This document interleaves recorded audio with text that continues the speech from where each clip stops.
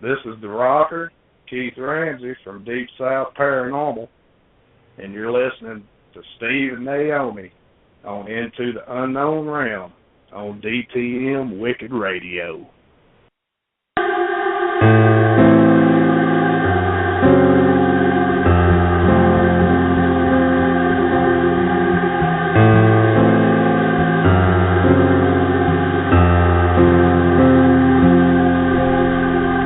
Welcome into the unknown realm with your hosts, Steve and Naomi from STURS Paranormal. Take a journey with us into a world that few understand and even fewer dare to go.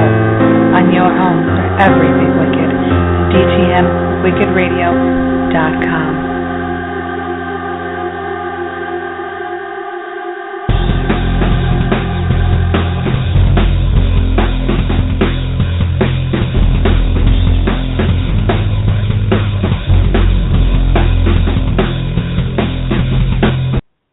Welcome into the unknown realm. I am Naomi. I am Steve. Are you sure? I am frustrated. You know, you have one of those type of things where all of a sudden, like 5 minutes before the show, your computer wants to update. What is up with that? Yeah, why can I not update when I want to update, not when my computer wants to update? Right. And now, none of my programs are working.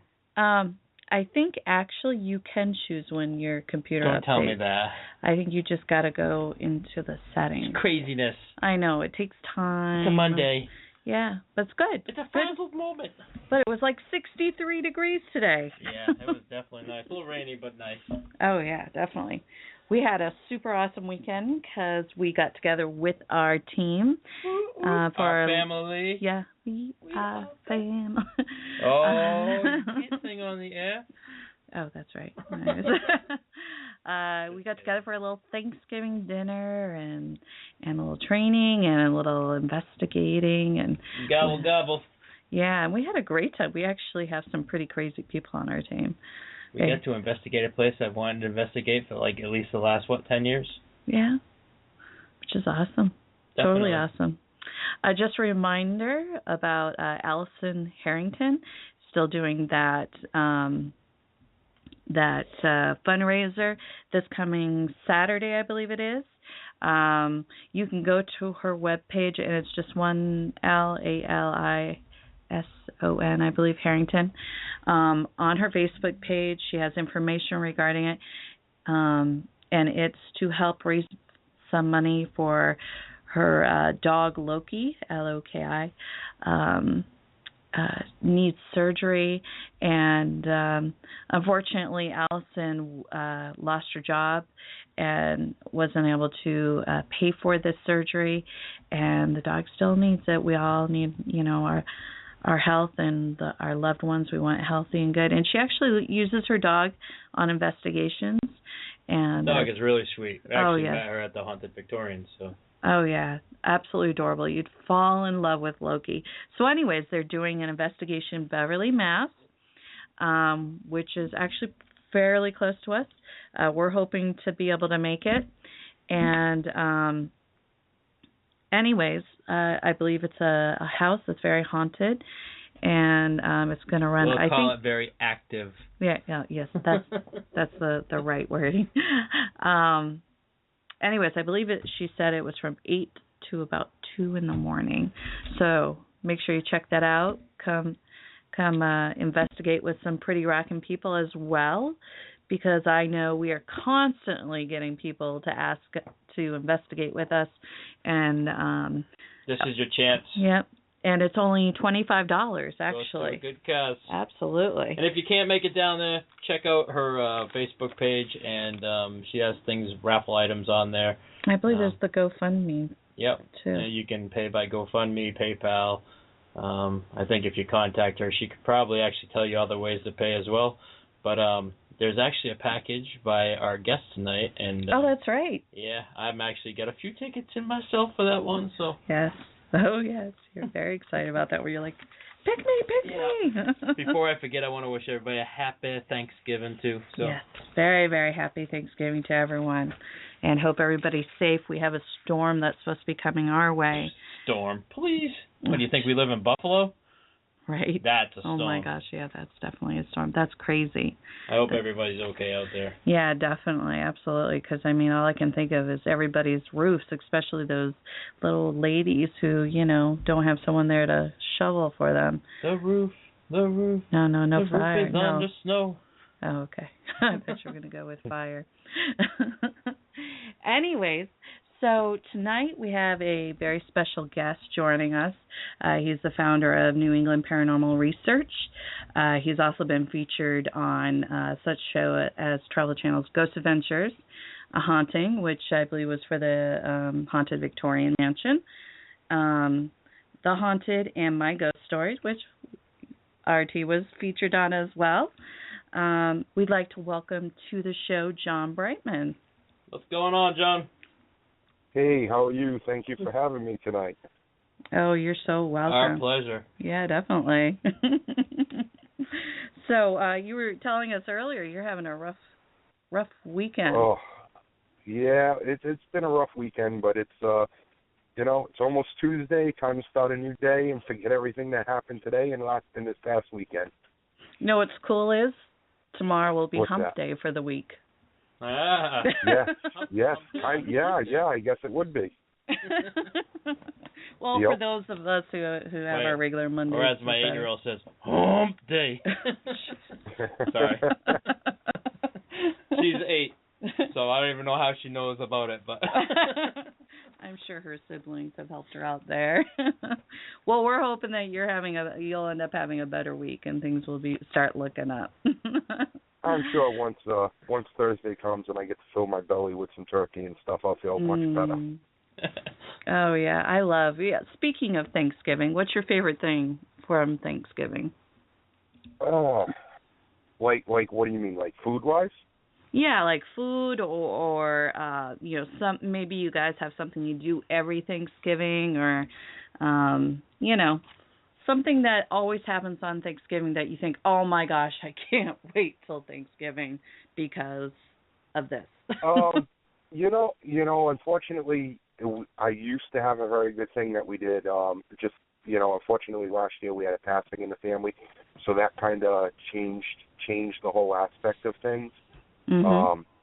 Last year, literally, it was this past Sunday, my father had passed away, and Oh. so it was, unfortunately, Thanksgiving last year, and I know this year it's going to be a little different from the way we used to do things, before, but I still look forward to it because the food is always good, and one of my favorite things is the sweet potato pie that gets put with the caramel and the marshmallows on top of it. So, I'm still looking forward to that.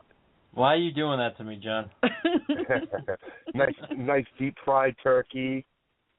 Actually, it was 2 years ago. I got to try my first deep fried turducken. Turducken. Yes, and I'll tell you, a deep fried turducken was amazing. Wow. My brother, we go every year together as a family. So my brother and his family, my sister, hers, and myself and my mom, well, was my parents, but now my mom, we all get together every year to go camping. And one year my brother's like, yeah, we're going to have a deep fried turkey. And we're like, what? Why would you deep fry a turkey? And it did. It ended up being very, very good. And you would think it would be horrifically oily. It's awesome. But it's not. It's not at all. The skin is so crusty and good, and just the meat is so tender and moist and juicy. It's unbelievable. Definitely. Yummy. And cranberry sauce on it. William Wallace in our chat room just said, football games, and a leg of turkey. Yes. Pie. Yes. I get to watch Detroit lose again in the same week. They lost yesterday to the Patriots. They're going to lose Thursday to whoever they're playing. What shocked me was the Raiders. Oh, really? The Raiders finally won this year. Finally. I was going to say, that doesn't shock me that they won one. I mean, a team has to at least win one game out of the year. You know, it's funny because Steve does 2 different football. I don't gamble things. at all. Well, anyways, he has this one thing he does where he puts a point system on the game. So, you know, like, so the one game that you are so sure of, every 16 points. Yeah, you put the most points on, and he put that for the Raiders game, and I'm like, you know, they just might win. And he's like, no way, you know. And it can't happen. It can't happen. I died laughing, and he's like, what? What's so funny? It just it makes me really think to listen to people that have some type of abilities. Yep, right. But you know, now if those people with the abilities could only tell us like the Powerball or the Mega Bucks or the Mass Millions, then we'd be good. That's what I'm saying, right there. Yeah, right there. Yeah, definitely. I do have to take my hat off to you though for the turducken. I wanted to bring it back to that because I have seen it on TV, but I've never known anybody to actually eat one. Yeah, I've never known. Oh my God, anybody. it's so good. So good. It's just, I mean, to get, and it's weird because you would think that, and the only reason why I really got into it was because I went to school for culinary arts. I went to J&W, Johnson & Wales. So I'm huge into different types of food, and even though I'm a fussy eater, I'm just into different types of food. And, you know, to be able to, you can actually taste every different one instead of breaking it apart. Like when you cut it, if you cut it in thicker slices, it'll stay together in the way that it's packaged. And when you bite into it, you can bite all 3 pieces, and you can actually taste the difference as you're eating it. It's amazing. I think we're gonna have to. You know, then I see some people that just kind of rip it apart and eat them separately, which is still fine too. It's just if you do it that way, you can actually taste the 3 different parts, and it's just so good. Yummy. So I guess a turducken is in our future. Maybe, I don't know. Or maybe we should go to John's house. John, there you go. There you go. You know, for me, Thanksgiving is something I always remembered every year sitting and watching the football games with my dad. I mean, that was like everybody else would go off and do stuff or whatever, but my dad and I were always very loyal to watching football together. And I kind of miss that because my dad, he passed away 7 years ago. And, you know, I think of that every single year. And, but I know he's kind of there watching the football game with me as well. Yeah, definitely. But it's so funny because I was talking to my mom. We're all getting together, all of us, which is awesome, which hardly ever happens. My brother, he's driving down from New York, and I was just talking to my mom about the menu because, you know, I normally actually cook Thanksgiving dinner, but apparently my mom's doing it this year, which is awesome. But I make this stuffing, and my mom's like, you have to make your stuffing. If you don't make your stuffing, then everybody's going to be upset because they all say it has to be Auntie stuffing, always Auntie stuffing.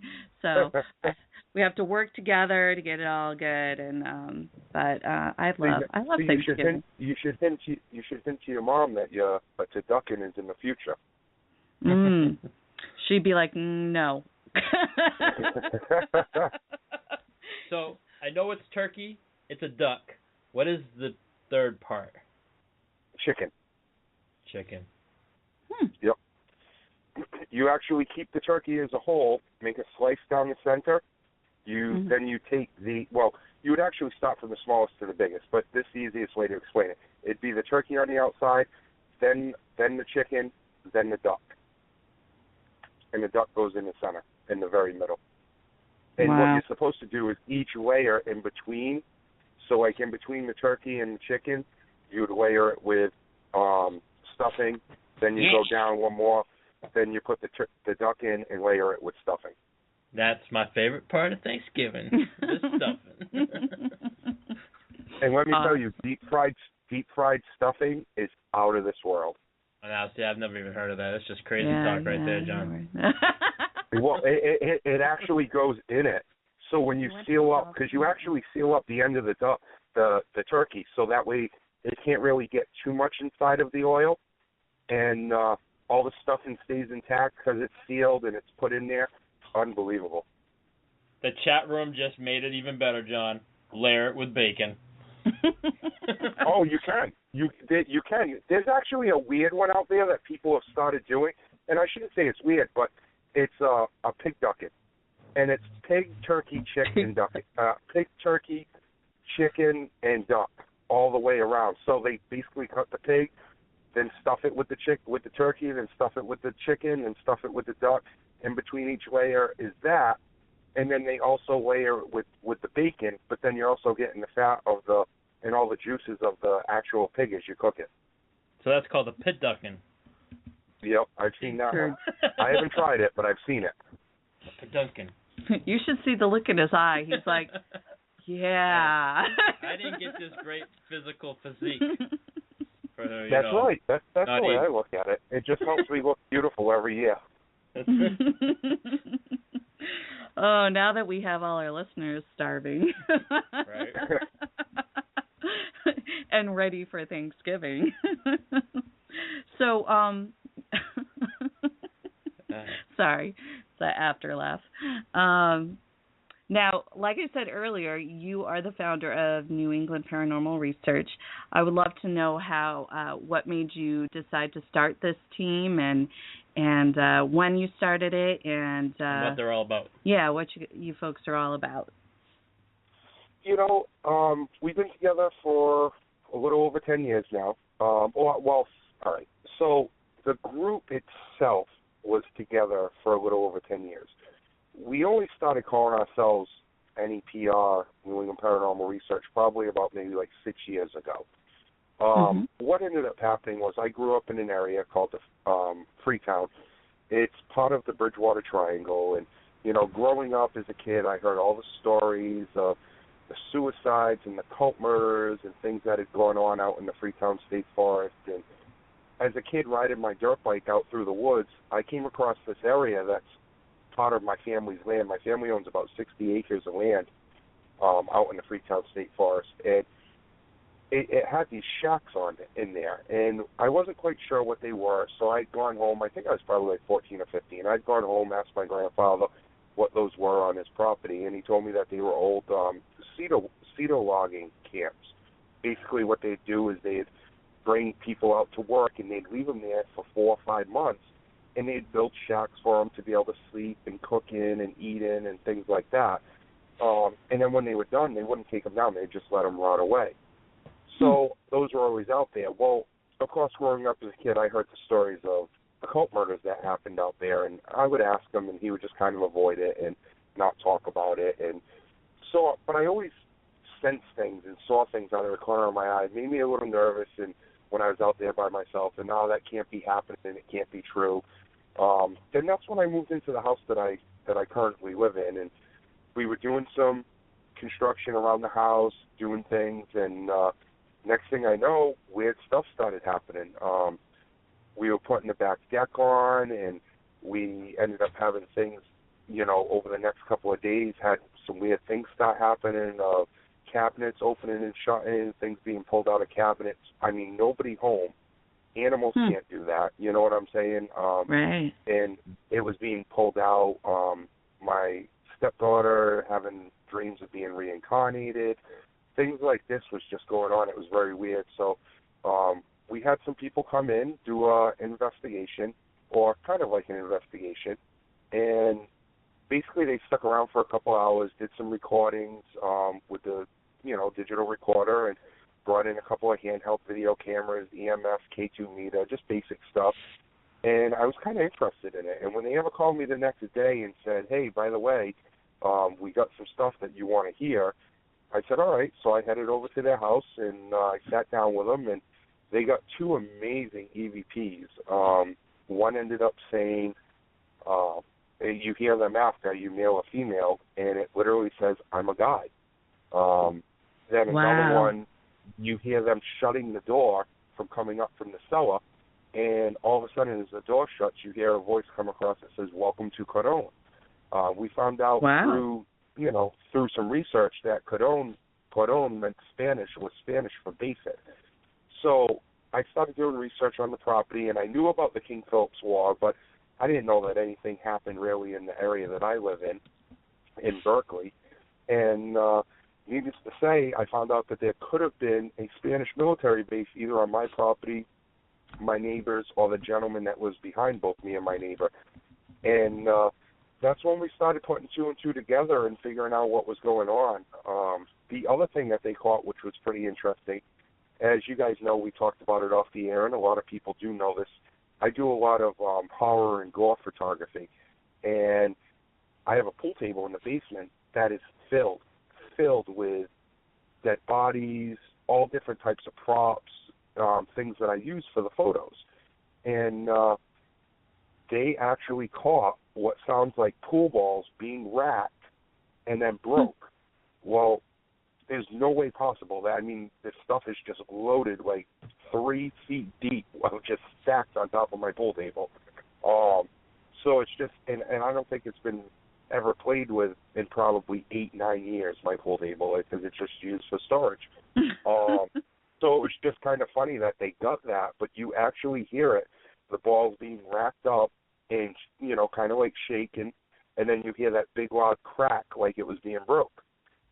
So it kind of, you know, got me even more interested into it, and that's when I talked to that gentleman. He really wasn't on a team. It was just a few of him and a couple of friends that, you know, just basically said, you know what, we want to check this out, see what's going on, and they did it occasionally for fun because they were interested but didn't want to do it serious. And I talked to him and said, you know what, I want to learn more about this. Would you guys be willing to show me and teach me? I said, we have some perfect locations here. I said, I can go out to the forest. We can go to the cult shack where the murders happen. We can go to the ledge where, you know, people have died. They found like 70 bodies in the water that's right there from apparent suicides and weird, strange happenings. So we just kind of formed a small group of friends that were always interested into it. And after about a year and a half, that's when maybe 2 years, we were like, you know what? We know what we're doing a little bit. Why don't we start helping people? What we went through that don't understand it, why don't we do a team and start helping people and go from there? Wow. And you had like a great place to go starting all that and going, you know, like those folks must have been like, wow, yeah, let's investigate all over the place. This is a great place to get good stuff and where you were living. You know, exactly. And that's the thing, you know, that's one of the things that I see with groups nowadays. They get into it and within 2 or 3 weeks of starting a team, they're going into people's homes. And, you know, we didn't want to do that. We wanted to learn the right way, learn how to use the equipment the proper way. Before we go into a house and like or a business or any kind of place where people are every day, we didn't want to go in there and hurt somebody by doing something wrong. So we wanted to find out the right way how to do it. And even if we were doing it the wrong way at first, at least learn from our mistakes before we go hurting somebody else by doing something wrong. Yeah. That's sort of like our group. We started doing our first investigation was actually with another team.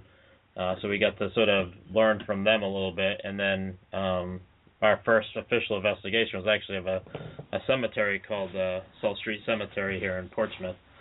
And then so we learned that way. And then we had, you know, friends of friends. And, you know, so we got into houses that we knew the client and learned that way.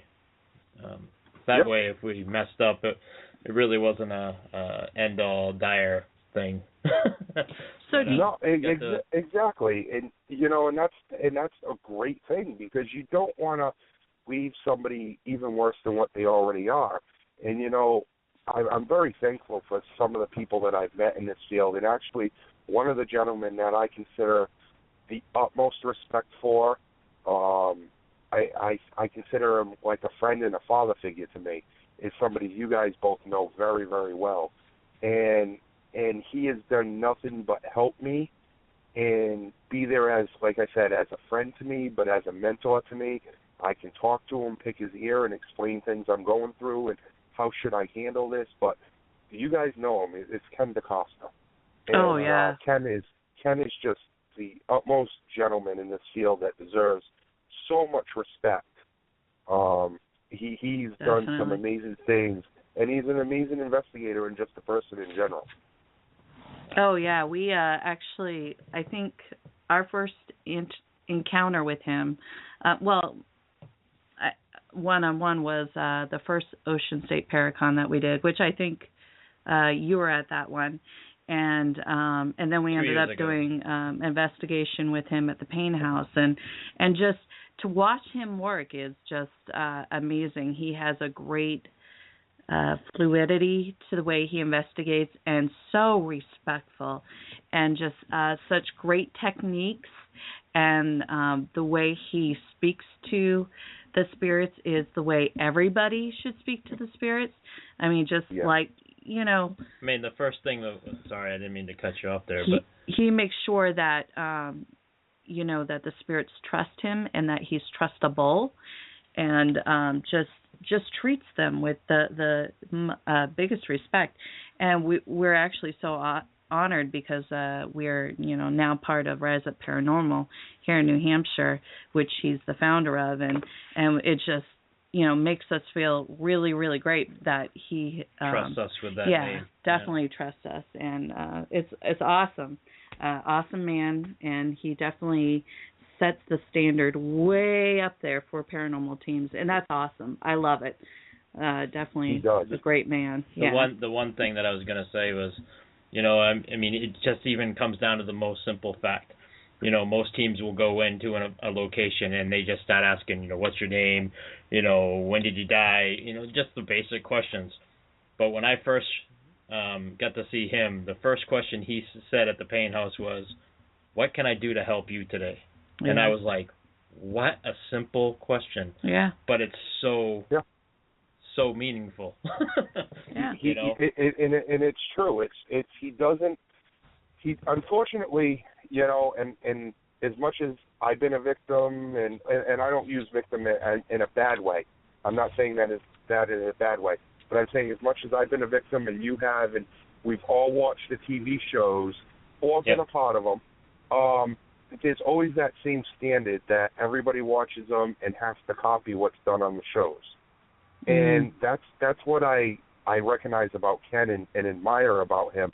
He doesn't, he watches them, but he doesn't give a shit what they say, what they do. He doesn't care, you know, it's what is the right thing at the time, you know, and how to show respect to the location, to the people, you know, it's just, that's what makes him a great investigator, and I think more people should follow groups like him and learn from people like him than just using a TV show to learn how to investigate. Right. I mean, you get a lot of people like they'll get to go on a public event or whatever, and they'll say, so you know, when's the evidence get reviewed? You know, and you're like, oh, you know, we'll get to it in like, you know, a week or two. And they're like, well, what? Yeah, I mean, it just doesn't get done in a commercial break, and they like set back. You watch them like, oh yeah. Yeah, we'll break down. It's like, okay, so you know, we have 8 or 9 cameras, and we got to review each single camera for the amount of hours that we're investigating, our handhelds, our recorders, you know, our camera, the pictures that we take, all of that. And, you know, you can see in their mind them adding up the time, and they'll be like, oh, I'm not sure I want to do this. You know, because you always have people say, oh, I want to do this. Let me be a part of your team. Oh, you want to be a part of the team? Okay. So this is what we do, and this is what you'll have to do. And, you know. Equipment costs this much. Yeah, and it's like, you know. Yeah. I mean, you must get it all the time. How do you feel about that? And, you know, you could tell they'll be like, oh, not a problem. Or, like, no, maybe I'll go to a public event or something with you. Yeah. Yeah, they don't. A lot of people don't understand that. They see the shows and they think, you know, wow, look at everything they got in that 40 minutes. Right. And it's like, wait a minute, they got that 40 minutes over 5 days of filming. You know, just for instance, when I did a couple of episodes on Ghost Adventures, one of them was the Victorian Mansion in Gardner. We were there for 4 days filming that, and it's like that's a lot of time of filming. Not all 4 days it was investigating, but it was 4 days of filming, and you know, to get that crammed down into 44 minutes of showtime, people don't realize that. They think, oh, that was filmed in 44 minutes look at everything they got. No, not necessarily. It's funny, Edwin, he has talked several times about that experience, about how great everybody was when doing that filming. He was very impressed with the way everybody was and how they respected him and his wife and their home, and just that everything just went so well and so smoothly, and he was just so appreciative of it. Yeah, he was, and it did go very, very well, and I think that was one of the better of the episodes that I've seen for that house. I'll be honest, I was a little disappointed with the haunting episode of the mansion, specifically in the way they portrayed me. That was hilarious. They kind of, the guy itself was hilarious, yes. But I'm not even talking about that. I'm talking about the way that they kind of, and some people didn't notice this, but I did. And some people have come to me and said that they noticed it, and some, when I've mentioned it, were like, really? I didn't really take it that way. But they kind of crammed 3 different instances all into one and made it seem like it was all mine. Edwin talked about there was a group in the basement that made a makeshift Ouija board out of a piece of paper. Well, the way they kind of put it together was that it was somebody from my group that did that, and then that's when bad things started happening. And then they made it look like after all that happened, after the Ouija board incident, after me getting scratched and attacked, that I went downstairs, told Edwin and Lillian, close the place down, and left, and I ran out of there. No, that isn't the way it happened. Actually, all these instances happened on different occasions. They just kind of portrayed it as it was all one single thing. For instance, the night that I got scratched, Tom DiAgostino wasn't there, but yet during the show, they had Tom DiAgostino as part of my team, saying he was there the night I got scratched. So, it's just a little disappointing as in that aspect of it. But other than that, overall, I think it was good. But it was just, like I said, I think the Ghost Adventures one is one of the better ones. Bill Wall said Edwin also commented about his part in the show. Edwin was pissed. Yeah, he was. He was a little bit, too, because of the way things were said and what happened, because they did throw some words.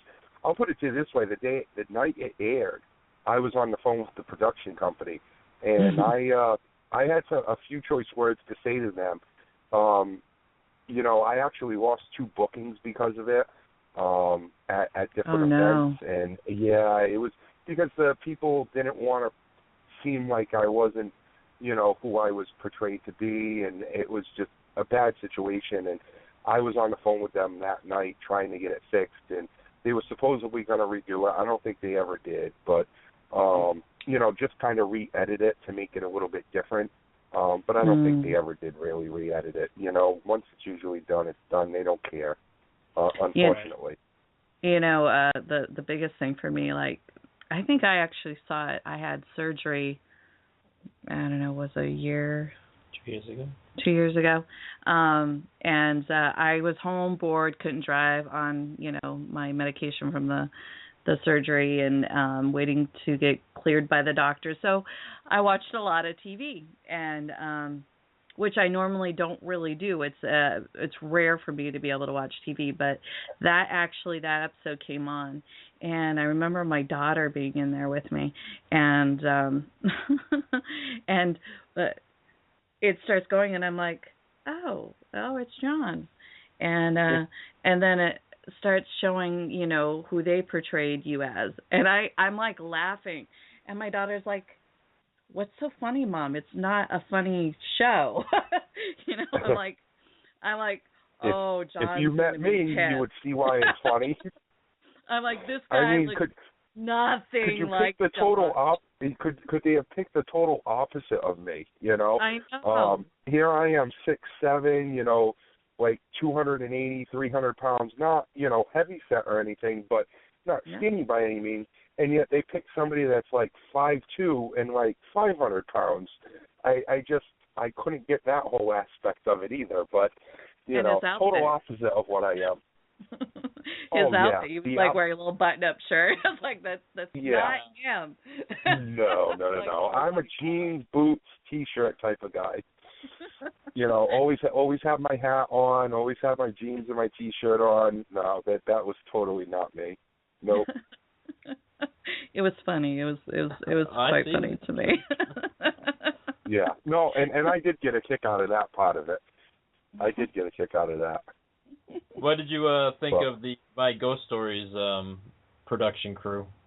And they were amazing, and I actually still am friends with a couple of the people from the show, and we talk constantly. And I'll tell you, everybody told me, "Oh, be careful of My Ghost Story. They tend to switch things around, this and that." And my manager said the same thing. Just be careful of My Ghost Story. They've done it to other people I know. They switch their story around. They cut it and splice it to make it look worse than what it is. Not a single thing. They couldn't have portrayed Rose Island Lighthouse better than what we could have ever expected. They did everything by the book. They put out the story the right way.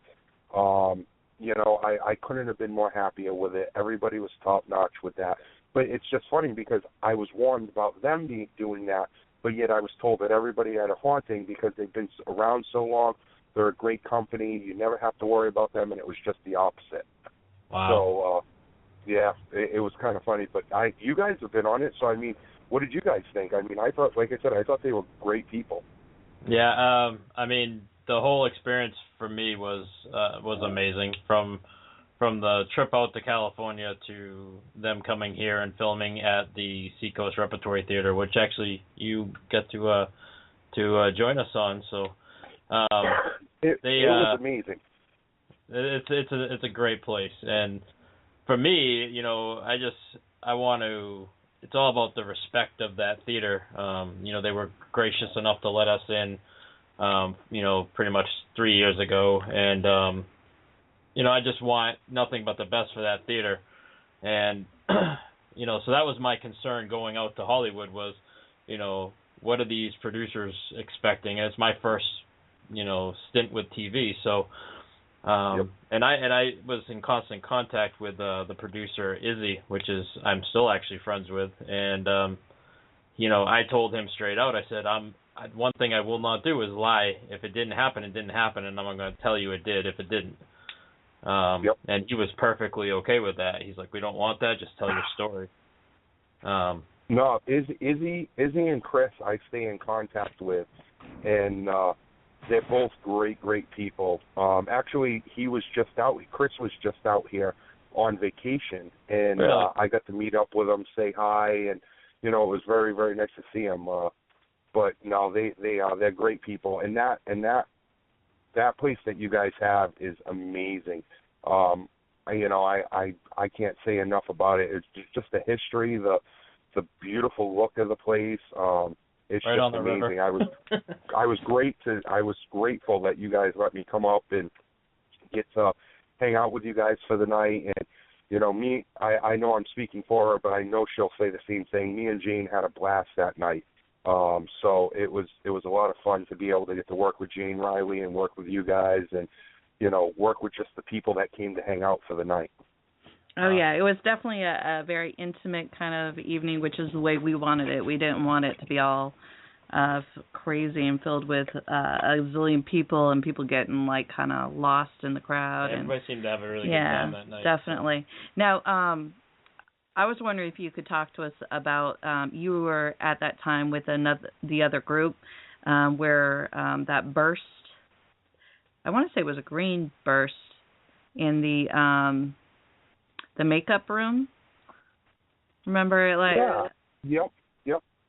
So yeah. I was standing, we had a small group, probably 10 of us that were down in the dressing room makeup area, and I was standing in one of the two doorways that I guess are like you said, kind of like a makeup room. It was a long room with a mirror on each side, but there was a counter on one side, and I was standing in one of the doorways to it. and I kept hearing what sounded like, and it's funny because you guys even said it to me afterwards. I had come in late to the beginning of the event, so I didn't get to hear all the history of the place. And I didn't find this out until later on, but I kept hearing what sounded like coat hangers, or like metal coat hangers hanging. So I kept walking down to the back of the room, and there is some coat hangers and some clothes hanging up. And I'm like, what the hell is that? I said, I don't see it. It's not doing it right now. I'm turning on a flashlight, looking. None of the coat hangers are moving. We come back out, and they're like, one of the investigators were like, what are you hearing? And I'm like, and I told them.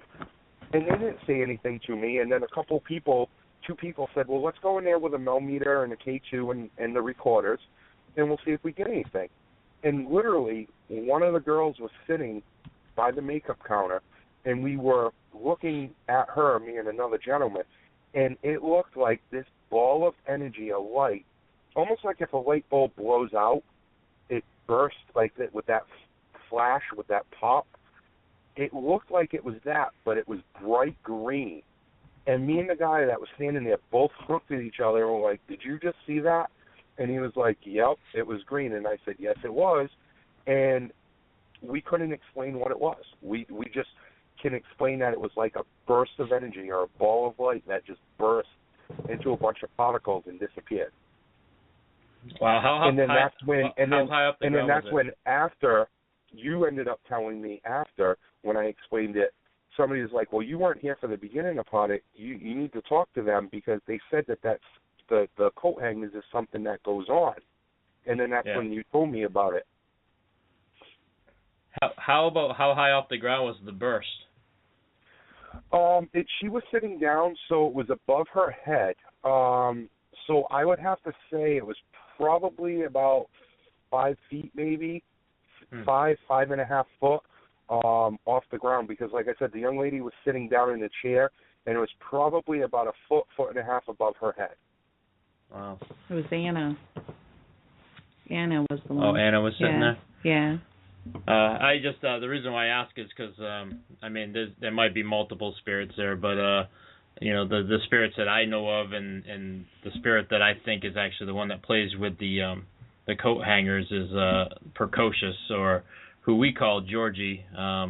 We actually think she could be possibly a little slave girl that's stuck in this world still. But she's very playful and loves to play games with the coat hangers.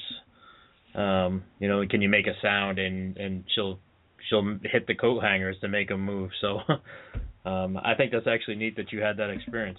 And then the green.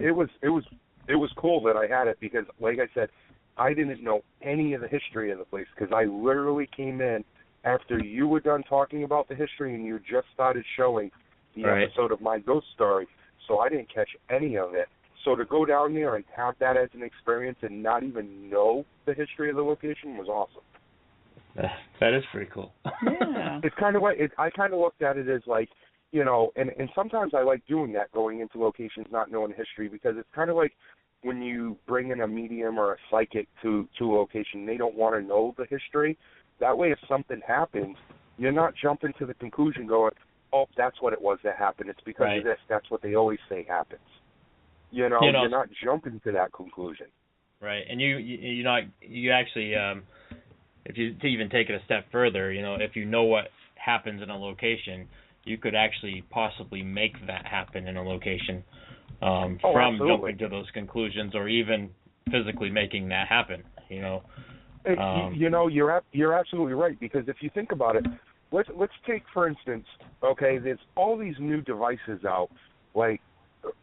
And the Spirit Box isn't a new one, but we'll take the Hat Shack, the Spirit Box, the SB7, the SB11, the what's that called there, the Ovulus, any of those versions, or even the new one, the Echo Box. Okay, take any of those things and put them down in a room. You can't understand 100% of what's being said. So a lot of times you're sitting there, all right, so a lot of times I know a lot of people, and I do it myself, to just confirm that it's not a residual spirit, but something that's interactive. A lot of investigators typically ask, how many people in the room with us right now? Well, you're sitting there in your head. You know how many people are in the room. So even if it doesn't say 7, but something comes across that sounds like it could have been 7, you jump to the conclusion and go, oh, it's 7. They just said 7. Well, right. It might not have said 7. It's just you're jumping to the conclusion and making it sound like that in your own head because you want it to be. Mm. You know. And so I agree with you 100%, Steve. People can make it happen on their own. Right. You know, I think probably the most frustrating piece of equipment to me is the spirit box, because I don't know. I don't think my ears like it, because all I hear is it's like, what is it saying? And just like you said, people automatically think it says something, and it's like, I know I didn't hear that, you know. Yep. And then we've had where, you know, we record, you know, our investigations and stuff, and I'll go back and listen to my recorder where it's not so noisy and crazy, and hear stuff like that I never heard while being right there. And it's much clearer on the recording because it's not so echoey, like crazy staticky, and you know, I control the volume of it.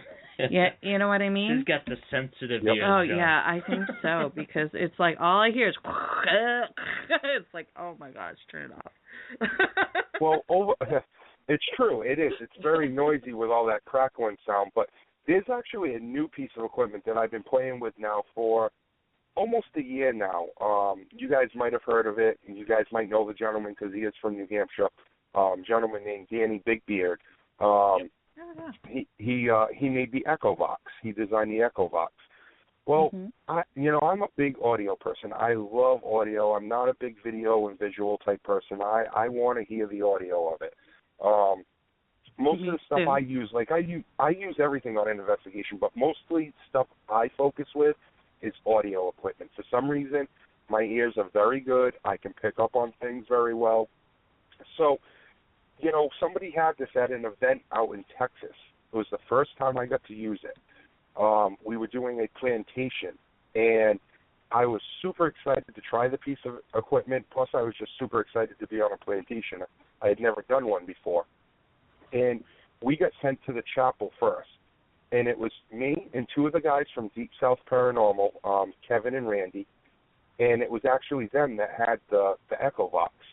So we're in the chapel, and we're, you know, just getting started, and they're asking some basic questions. And it came across, one of the questions, can you tell us who's here with us? And it came across saying me. And we were like, well, who's me? And it repeated itself, me. And I'm like, oh, boy, here's another piece of equipment. And I'm saying this to myself. Obviously, I'm not saying it out loud because there's paying guests at the event, you know. And I'm like, yeah, another piece of equipment that's going to be like all the rest of them, and it's just picking up what people think they want to hear. So it continues, and they're like, well, you need to tell me who's me. And it said me again. A couple more times it repeated me. And finally I stepped in and I said, all right, we understand it's you, but can we have a name from you? Can you tell us who you are? And it says John. So we were like, wait, you just said the name John. Your name is John, or do you want to speak to me? And somebody else, I think it might have been Kevin or Randy, said, so you want to speak to John that's here? And it repeated and said John again. So we're like, okay, we understand you're saying it's you, meaning me. We understand that you're saying the name John, but we're confused. Do you want to speak to John, or you are John? And it came across, said, me, John, Dad. Just like that, just like that. Oh, wow. In those words.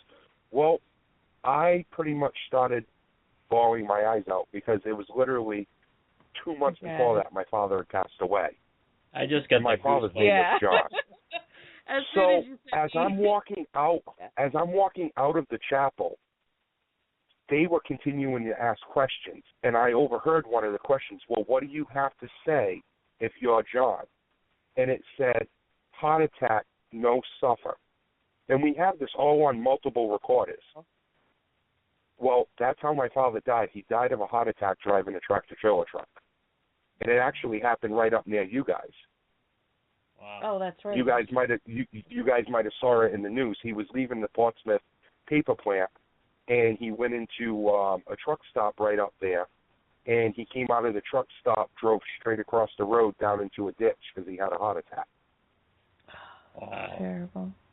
And yet we got that on the Echo Box. Well, let's take it one step farther. Kevin went back to go tell the homeowner that something happened and he needed to come over and hear what went on. Kevin did not tell the homeowner of the plantation what was going on. As he came back, he got about 10 feet from us, and he actually fell to his knees saying he was having chest pains, like something was being pushed against his chest. Oh, wow. It was a really freaky experience. So the Echo Box is one of those things that I was taking as, all right, it's just another one. Now I'm like 50-50 with it. This thing could be the real deal, because the chances of that saying the stuff that it said is far from just coincidence. Now, is the Echo Box, is it an app or is it an actual piece of equipment? It is an app. He's redesigned a couple different versions of it, but it is an app that you can get for your phones. He tells you right in the app, in the instructions, you need to shut your phone off. You need to, not shut it off, but put it on airplane mode. You can't have your phone working with it, or it won't give the correct readings that it needs to. There could be outside, interference with it. So that's why you got to take it with a grain of salt. Even though it is on airplane mode, could it still be interfering some way? There's always a possibility. Yes, that's the safest way, but there's always a possibility. It's electronics. We all know electronics can malfunction. That's just the nature of the beast. But I'll tell you, the coincidences that happened that night, and the other thing was we had two different Echo Boxes going, and it was going across on the same thing at the same time. Both Echo Boxes picked it up at the same time. So it wasn't like one was picking it up and the other one wasn't. Wow. One of them had it on, a regular paying customer to the event had it on their phone, and then them guys had it on an iPad. So there was some weird things going on with that. Wow. I think that would, if I was in your situation, like I said, my father passing, I would probably react the same way. Amazing. I'm interested in trying that app. I mean, I and Naomi's going to look at me very funny because I'm usually a very skeptical person when it comes to any apps for phones or iPads or whatever, because it's a man-made device. And it's programmable. But I mean, our team, we sort of like to try things out, and we've been known to use the ghost radar from time to time just to see if it works and what it spits out. And we never use it as evidence, but it's just sort of like something for us to sort of see what it says, because like one of our investigations, we were actually in the living room talking to the client, and their daughter walked out of the bedroom, and when she walked out of the bedroom, the ghost radar said, "There's Autumn." And it said, two different words, there, and then Autumn. And it was pretty quick. There wasn't much time between the two words. And their daughter, Autumn, walked into the room with us.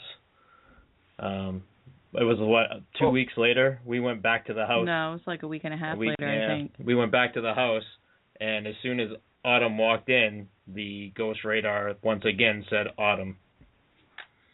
Well, it's funny when things like that happen, because I'm just like you. I'm very skeptical about apps, and I'm very, very skeptical about just any of those types of things that are man-made, that are words put into like a database.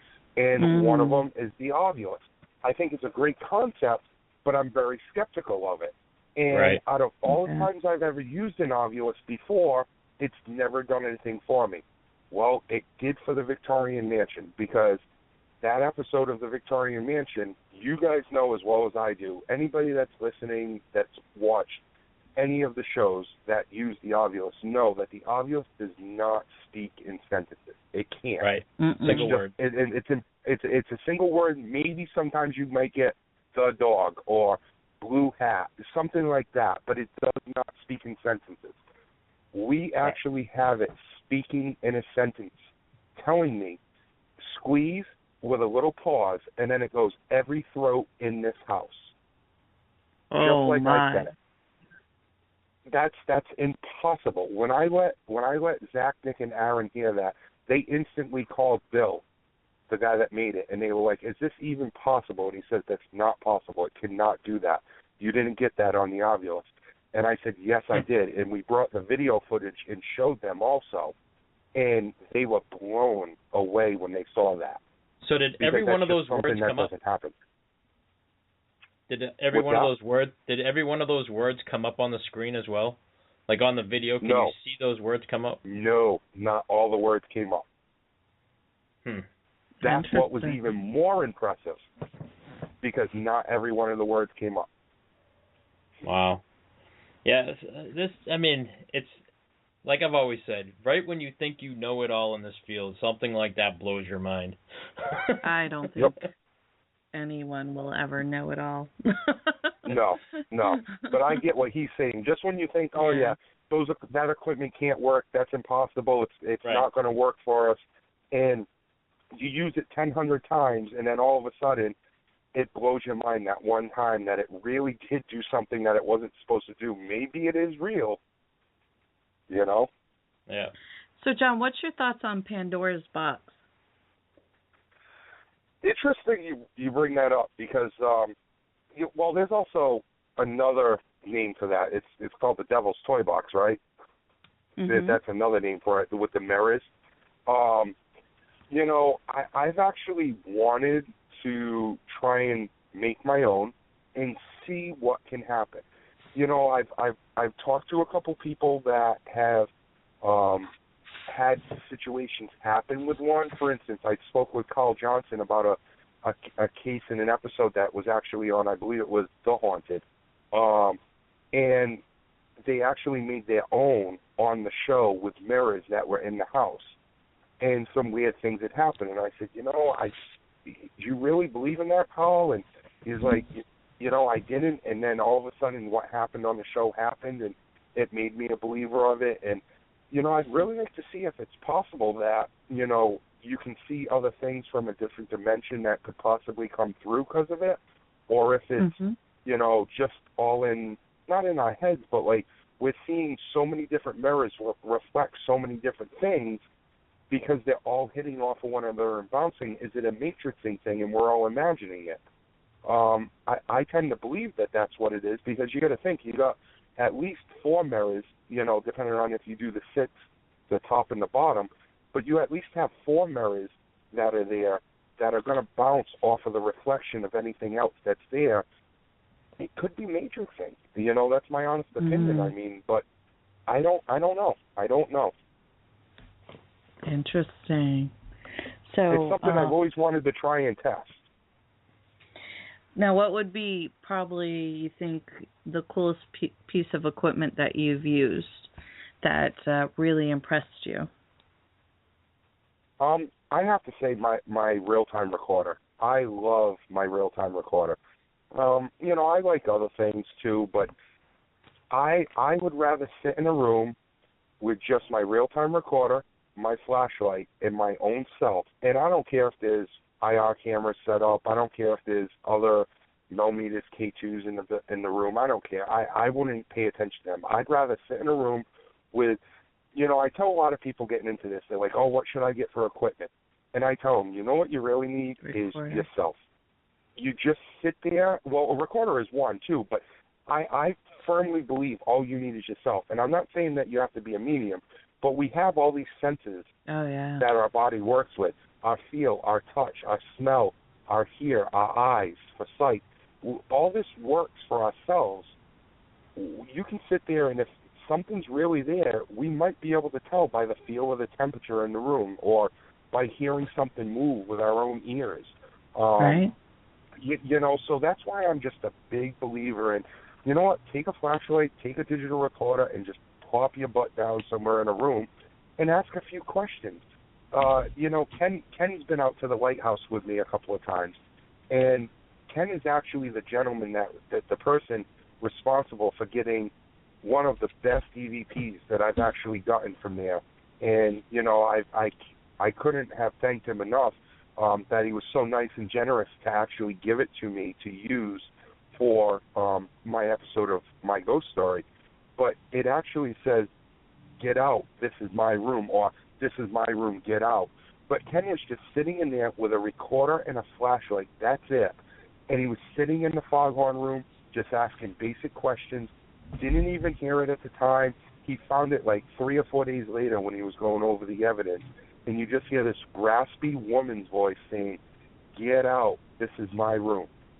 and that's the thing. That's all you need is your basic hearing, your one little basic piece of equipment like a recorder and a flashlight. And you know what? You can find some pretty amazing things. You know, it's funny. Bill Wallace wrote into the chat room. He says, "The last is right on. Spirits are all over the place."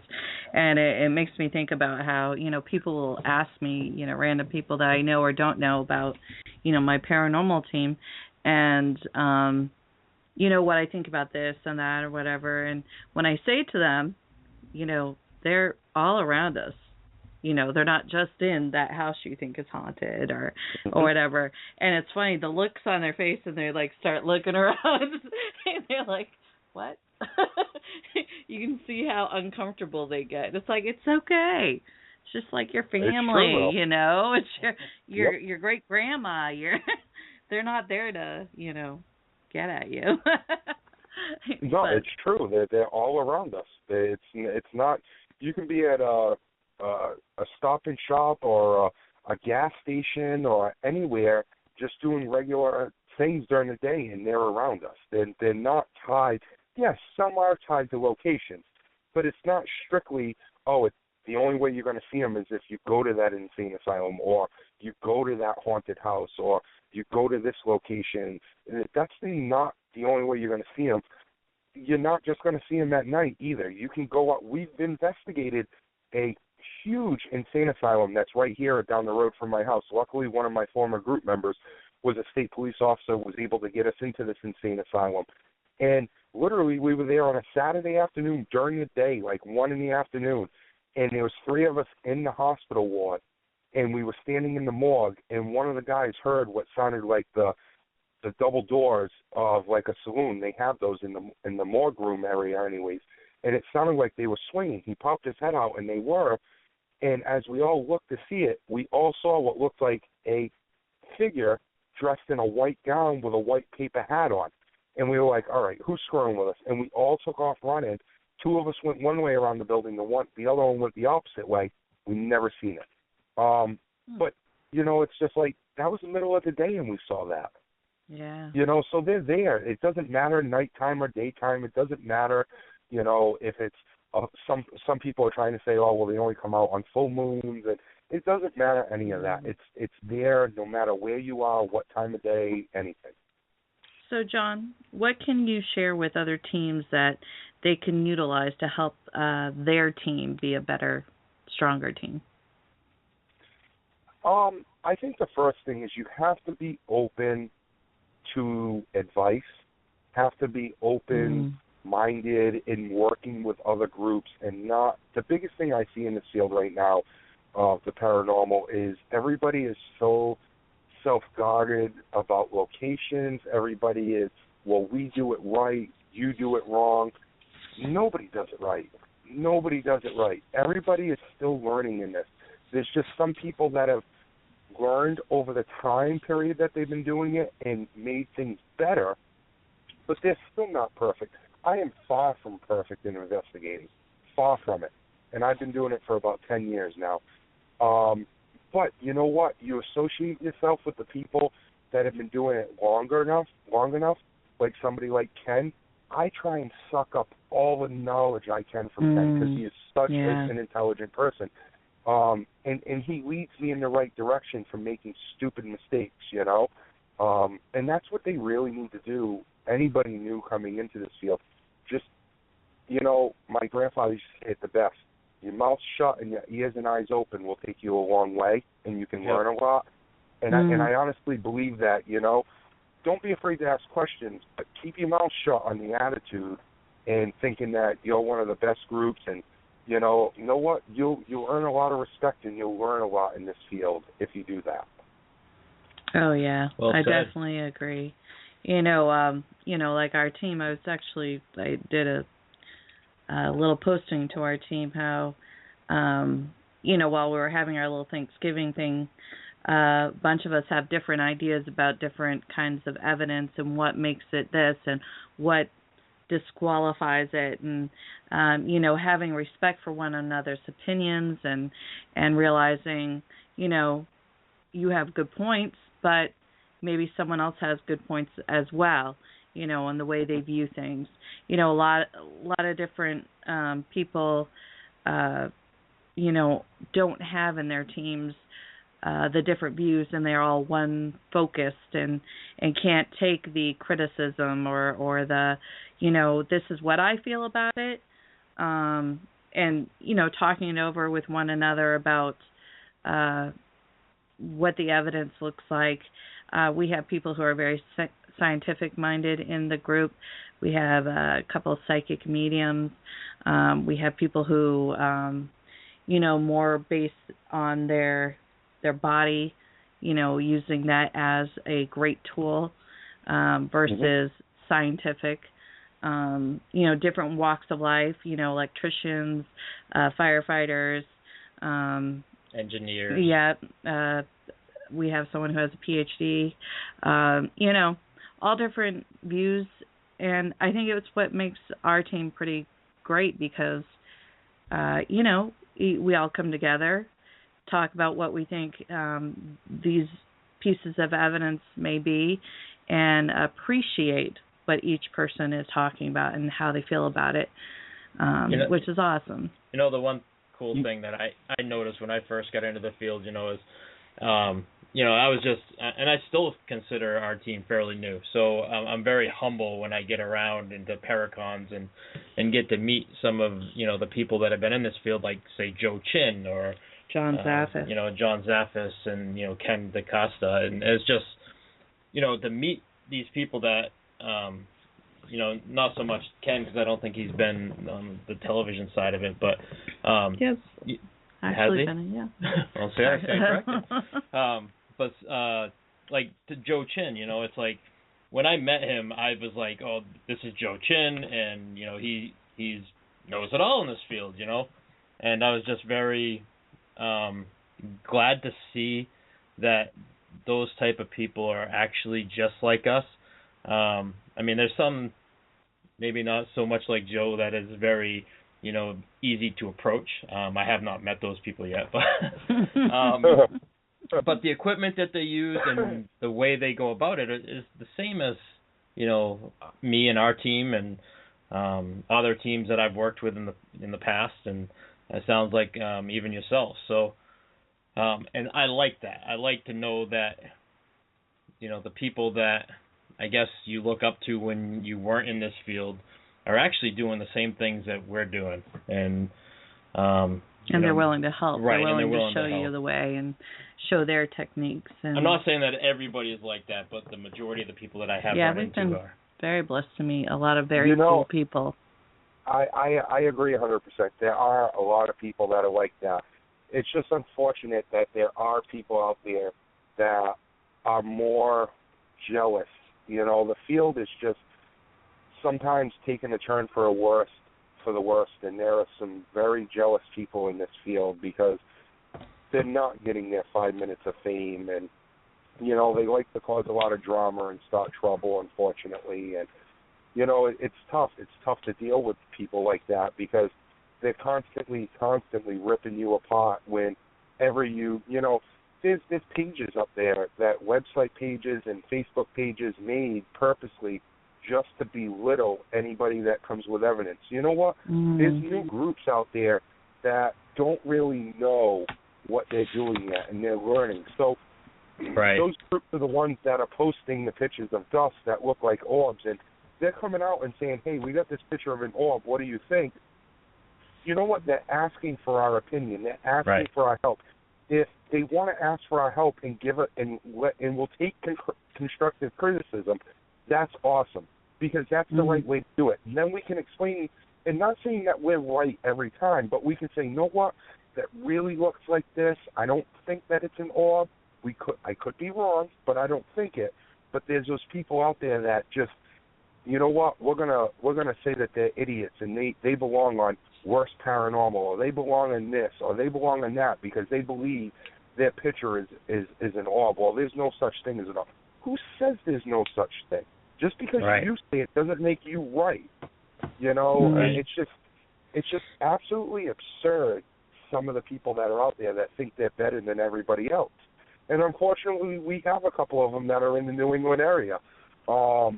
You know, and pretty much a lot of the people that are in this area have had dealings, and, you know, we just kind of got to turn our back and walk away and try and ignore them, and, you know, because those are the ones that make it the worst for this field. And unfortunately, there are people out there like that, you know. You know, it's sort of I sort of take it. I guess I take a lot of respect in how I guess I run the team, or, you know, and how the team sort of falls in place. You know, I try to stay away from all the drama. I try to, you know, hey, this is what we do because this is what we do and why we love to do it. And, you know, I'm going to show my evidence. And, you know, hey, if you want to rip it apart, that's your thing. But I don't have time to deal with that. I'm going to go this way. And, you know, hey, if you have a logical explanation to what it is, then by all means I'll listen to it, and I'll throw it out as being paranormal, you know. But, you know, I mean, I tear apart my own evidence pretty thorough, and then I put it to the team. And when the team gets to tear it apart, I mean, there's been times where I'm like, I got something big here. And they're like, nope, that was this. Oh, are you kidding me? You know. I love those times. and I do it to them as well. And what it is, you know, I don't want, you know, other teams, you know, even, you know, say you to look in and say, you know, hey, this is what we want. When I present it, I want it to be, you know, pretty concrete. But wow. Right. But if, you know, all of a sudden you say, hey, Steve, you know, I was looking at this and this is what I think it is, I'll be like, oh, well, hold on. You know, this is why it isn't that, or this is, you know, if it is, then hey, thanks for the advice, you know, and that's a perfect point. That if more teams and more groups did something like that, this field could go farther than what it has in probably the last 10 years, because there wouldn't be fighting between everybody and arguing over this and over that. You know, if you could actually send your picture or your recording or whatever, your video, out to, you know, 200 groups across the country and let them look at it and them honestly say, you know what, I think it's this, or yeah, you might have something, but you know what, take it with constructive criticism, and then be polite about it and not be like, oh, you're an idiot, that's stupid. Then we would get farther with this. But everybody has their own agenda, unfortunately, and it's gotten to the point that everybody is trying to be famous from this field. Right. No, not me. I am. Sorry. Are you trying to be famous? I'm already famous. I'm Steve. You're Steve. That's right. Don't you know who he is? That's right. Hey, you know, I have an 8-year-old boy that we went to investigate his house, and as soon as I got out of the truck, he's sitting there wide-eyed, and I'm like, hey, what's going on? He's like, you're Steve. You're here. You're at my house right now. You're here. That's my one brush with my ghost story fame right there. You're like, okay, his head just got bigger. We don't exist. It's all about Steve. So of course the team always gives me crap about that, but that's why we say it's funny. Steve. It's funny. That's we cool. think it's funny. Crazy. So I learned something today about you, is that you actually did a book, Dark Gift. Yes. I would love for you to tell us a little bit about it. Dark Gift came about, Dark Gift came about 3 years ago now. It was published 2 years ago, but it came about 3 years ago. I met a lovely woman named T.L. Jones. Her name's Terry. Amazing woman. Used to be a police officer.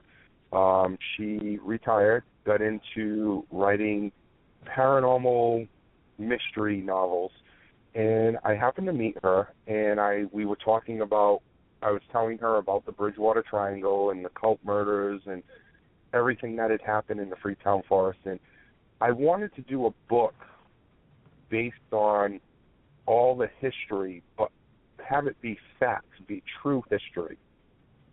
And she had never done a book quite like that before. She had always done like the mystery type books. And so we hit a little bump in the road with trying to do it.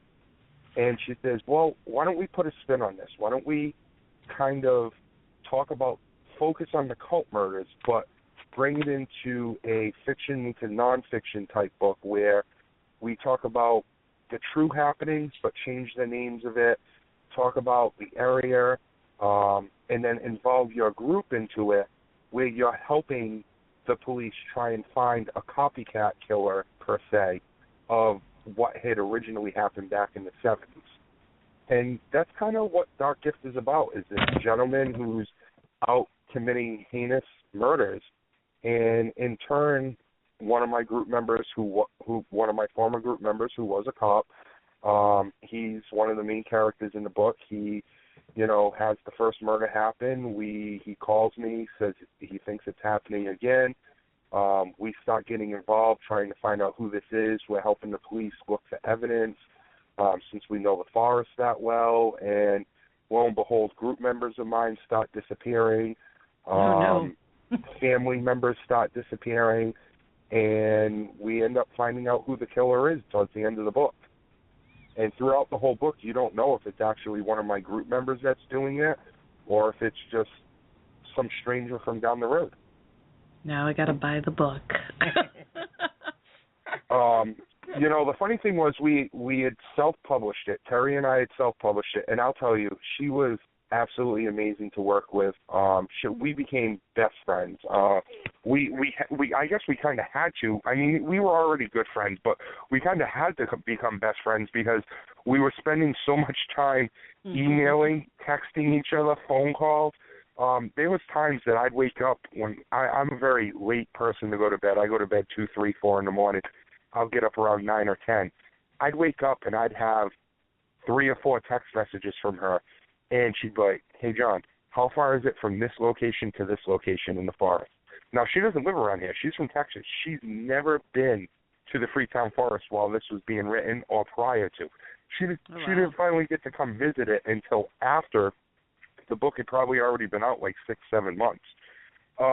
So she was just absolutely amazing to work with. I would sit behind the computer, do some voice recordings on my recorder, explaining certain areas for her so I could download it and send it to her, and then she could have it and save it and replay it as she needed to.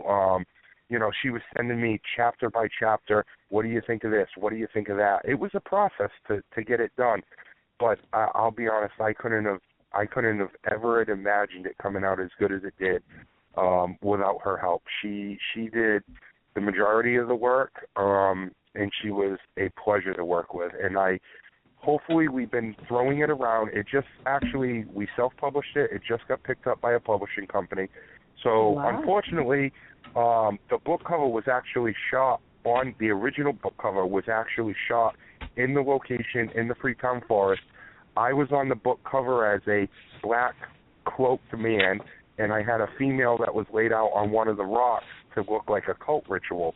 But unfortunately, when you get published, they tend to take control of the color of the book, the front cover, things like that, and they didn't really like it, so they changed it on us. Which, okay, I mean, I really, really liked the original. It gave a lot of feel to it because of the location, because it was real people. It wasn't some kind of digital image that was just made by a computer.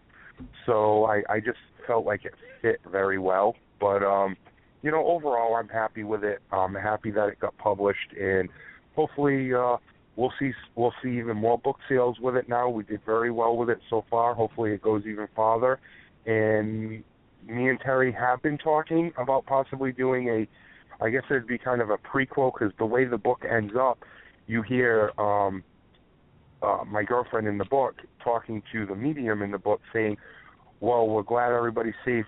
And then you hear the girlfriend say, well, you should see what goes on at my house. I'm not so sure if I want to go back there.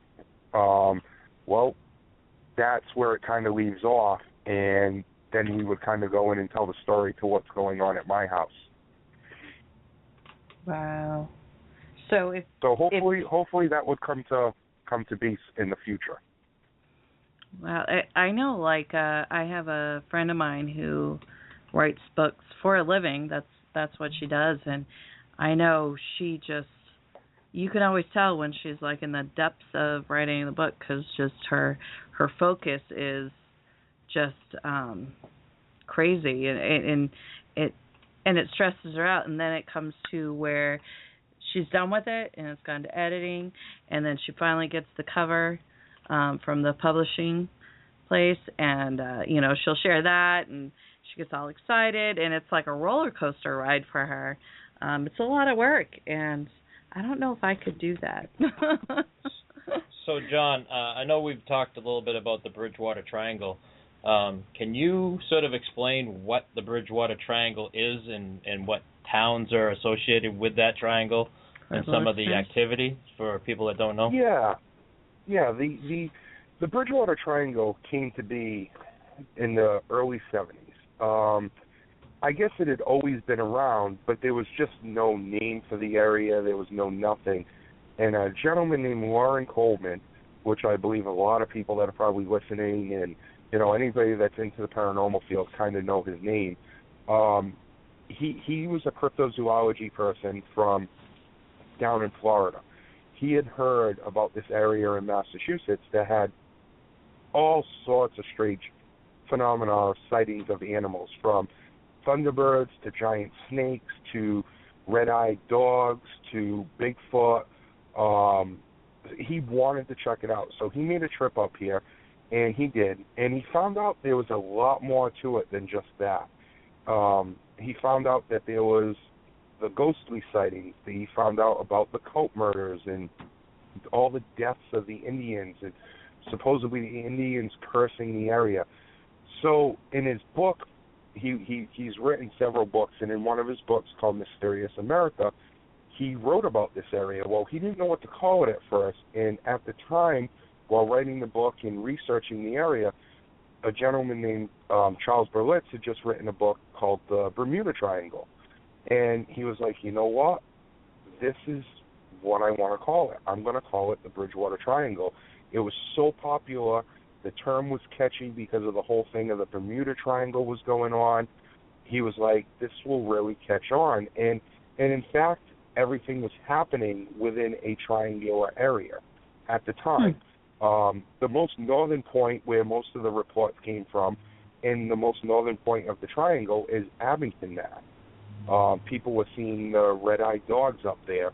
A gentleman had some of his livestock attacked, and literally there was bite marks on the neck, and the neck was ripped apart of a small pony.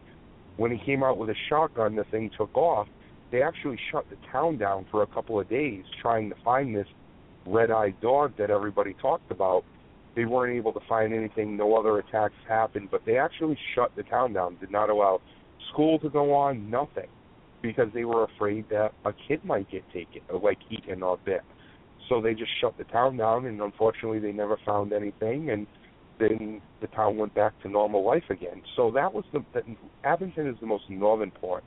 The southwestern point is Rehoboth, Mass, where people have, part of the King Folks War took place over there. You have the Hornbein School, which is very known for paranormal activity. You have the Shad Factory, which is out there, which is known for paranormal activity. Just a lot of things paranormal related happened over that way. Then you got the southeastern point of Freetown, Mass, which is known for, paranormal related, but more of the cult related part of it because of the forest. There's been a cop that was on record saying, a state trooper that said, if something bad is going to happen, it's going to happen within the Freetown State Forest. It's a 10,000-acre preserve that literally has nothing in it. It's just a huge, dense forest that you could literally, people to this day get lost. I think it was last summer, 2 hikers got lost, and they had to send state troopers out with dogs. They had helicopters out looking for them. They couldn't find their way back. And the funny thing was, they were actually, over the police scanners, calling for somebody local for the cops to find somebody local because the cops got lost trying to get, they found the people, and then the cops got lost trying to get their way out. So they were looking for somebody local that knew their way around that could get them out. So that's how bad and how densely thick the forest is, and how you can just get turned around so quick. You know, that the whole area of the Bridgewater Triangle encompasses about 200 square miles, but this was back in the day when Vern Coleman, you know, did the whole research on it. Nowadays, I would say it isn't so much a triangle. Now, I would say it's more of like an octagon shape because, you know, back then they basically said straight cross line from Rehoboth to Freetown, you're hitting two towns in between. Well, now there's been so much activity out in Tiverton, Rhode Island, Newport, Rhode Island, even down towards Cape Cod and Marion and Rochester. Those are just, New Bedford, those are just on the outskirts of the forest. So it's just on the outside of the triangle, but you're getting tons of reports there where there's towns within the triangle that you don't get any reports of. So there's just, I believe it's more of an octagon shape now to this day than an actual triangle, but everybody's always going to refer to it as a triangle. And if you actually Google the Bridgewater Triangle, some people did, I guess there was some kind of a report, I don't remember what site it was on, but they were reporting the most famous triangles in the country, in the world actually, and it's always going to be, the Bermuda Triangle is number one. I mean, it's just, that's the way it is. But in one report, we were actually number 2 ahead of the Devil's Triangle in Japan, and then in the other one, the Bridgewater Triangle was actually number 3, right behind the Devil's Triangle from Japan. So, you know, I mean, that says something right there with all these other ones. I mean, Bennington, Vermont has its own triangle too. But it's just, it's pretty high up on the ladder to say, you know, that it's that serious to get recognition to be number 3 on the list. Right? Oh my gosh. And I just took part in a full-length documentary that's never been done before of the Bridgewater Triangle, and it's absolutely amazing. I mean, if you go on the website, thebridgewatertriangle.com, you can see the trailers about it. You YouTube it, you can see the trailers about it.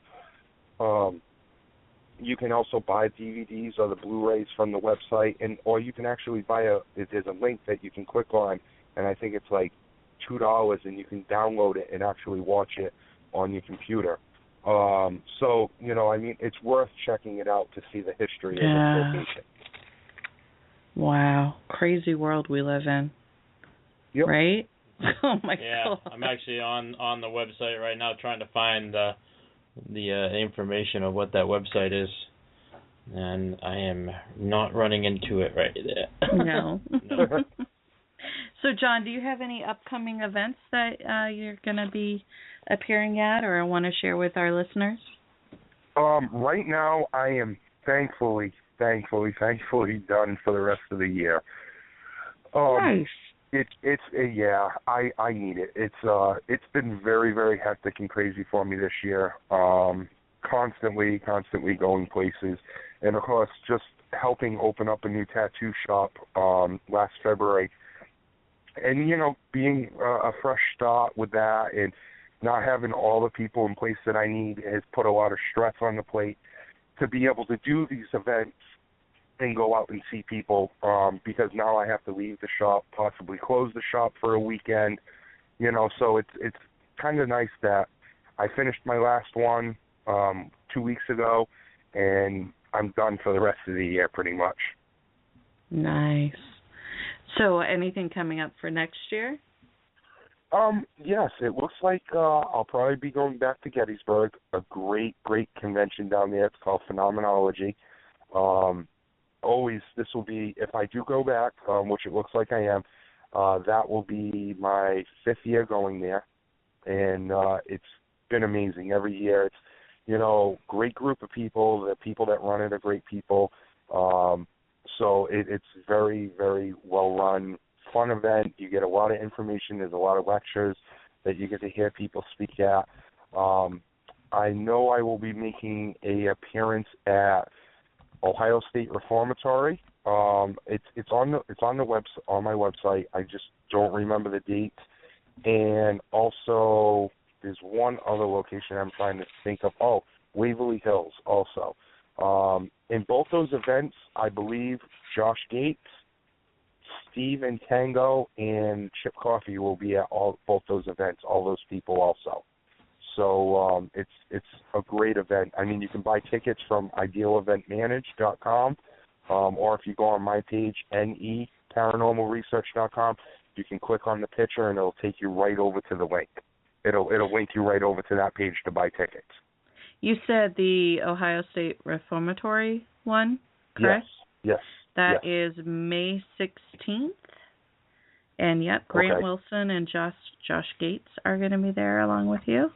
And then Waverly Hills is going to be May 22nd.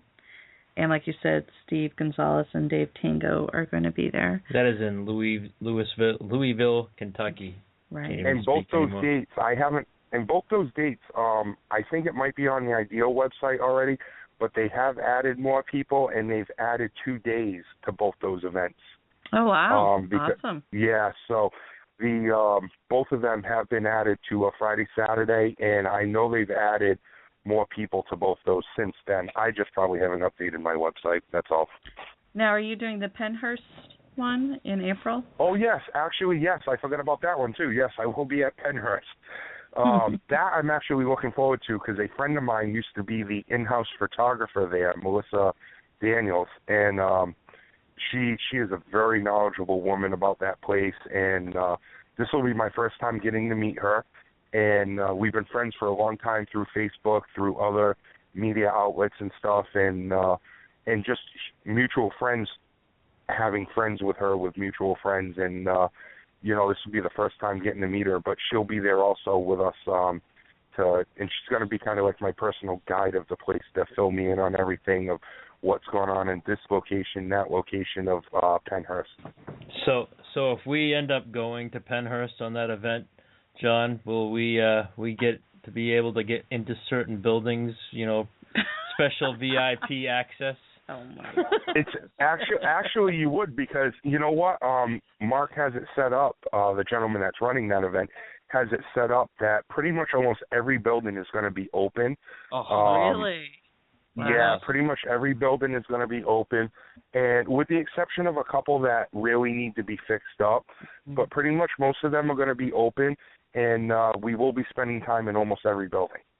That's awesome. We had the opportunity to go. What was it? This last spring. Was it March? Or? Yeah, it was. It was cold. Yeah, it was cold. It's still cold, but the snow was gone. So, but we had the opportunity to go. But they only had, I believe, 2 buildings open, which was the Mayflower building and the Devons building. And I mean, they were excellent. To go down to Candyland, which if anybody's ever been there, you know what I'm talking about. Just really neat to immerse yourself in that environment, and when you pull up to it, it's like something very out of a horror movie. Oh yeah, you're like, yeah. Have you actually have you gone there before, John? No, I haven't. This is going to be my first time. The event that you're talking about, 2 of my prior group members were there with you guys at that time, and they had said the same thing. It was amazing. Jen and Marcel, going haunting. Yep. Yeah, they are. I love them. Yep. They're our buddies. Very, very nice people. Very, very nice people. I was very grateful to have them on my team, and it was an honor to have them be part of NEPR for while they were here. They brought a lot of knowledge. They brought a lot of great investigating skills, and I'm happy to see that they actually stepped away from NEPR because I was going in a little bit different of a direction, and they stepped away, and they are now part of Ken's group. And I'll tell you, if they were going to join they couldn't have joined a better group. They're going to fit very well with Ken, and I think Ken will be happy to have them, and I think they're happy to be part of Ken's team. Oh yeah, definitely. That's actually where we met them, and we've actually been really good friends with them since. We always love to see them and to hang out with them. Great people, and when we heard they were part of Rise Up, that's just awesome too. So yeah, definitely. Yeah, they had really nice things to say about you that that weekend when we met them. Yeah. But they're great people. Yeah, we love them. Now, if anybody wants to maybe search you out, be one of your friends on Facebook, or maybe anybody who needs to book you for an event, how would they get in contact with you? Well, they can search me on Facebook just under my name, John Brightman. You can also, if you're looking to book me, get a hold of me through the website, neparanormalresearch.com, or you can actually get a hold of my booking agent, Mark Tetlow, which is at idealeventmanage.com. And any events that you're wondering that I'd be at, if you want to come out to an event, get to investigate with me somewhere, you can do that right through Facebook. You can find them through my website, Ideal's website. I post anything I'm going to be at right on Facebook. So, and then I usually attach the link that you can go right to purchase the tickets wherever they're going to be. Awesome. And also, people should keep their eye out for your new photography company that you just started out. Do you have a name for it, or is it just under your name? We right now we do have a tentative working name, Sick Mind Productions. It's very, and I hate to say when I say what it is, because people get turned away a little bit when they hear this, but it's not exactly what people think. It's a horror and gore type photography company. We do so it'd be like taking a recreation of, say, a famous horror movie per se, like one of the scenes from Friday the 13th maybe.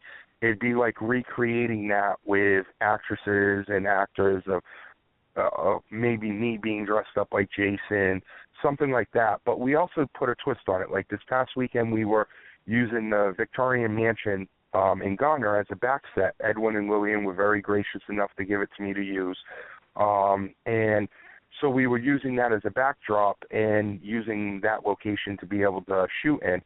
And one of the things that I wanted to do was the supposed prostitute that was in the house that was murdered there. We wanted to recreate that murder in a still photo form.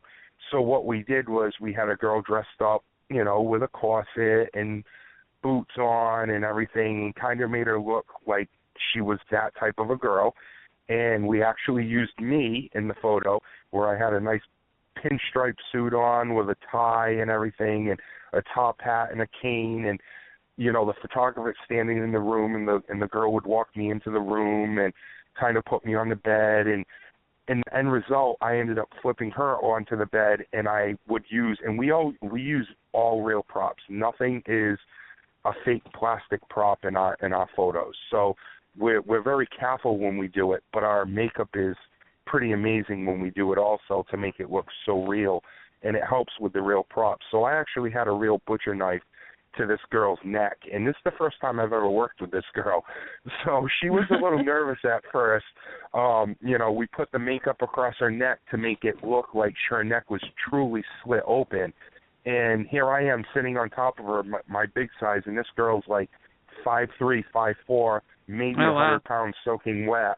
And literally, I got the knife, and I'm coming down onto her neck with the knife, and she grabbed my hands, and you can feel her shaking. And I'm like, look, just relax. I'm obviously not really going to cut you, but I had to get close to it and actually put the knife in the cut that I made with fake prosthetics to make it look like it was really happening. And, there's people love it. I've gotten very good feedback and responses from it.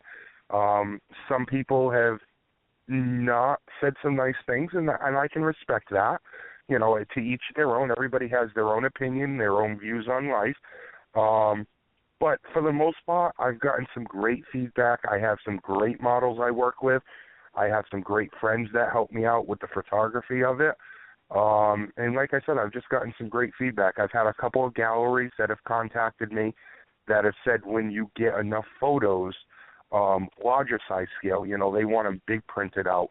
When you get enough of them that you truly like, please let us know. We'd like to have a gallery show for you. So it's very, very humbling that, I get sought out like that for that type of a thing with something that I'm just starting out with. But to be honest, I couldn't do it without the people that are around me, helping me do the special effects makeup, helping me do the photography.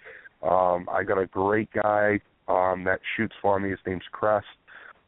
Great guy. I got a great makeup artist in regular makeup. Me and Crest also handle the horror makeup of the prosthetics and everything. So it's and we have about 8 to 10 models that we work with regularly, and we love them too because they do a great job. They get into it. It's not just whatever. It's money that we're making for being here. They really truly get into it. So it helps make the photo even better.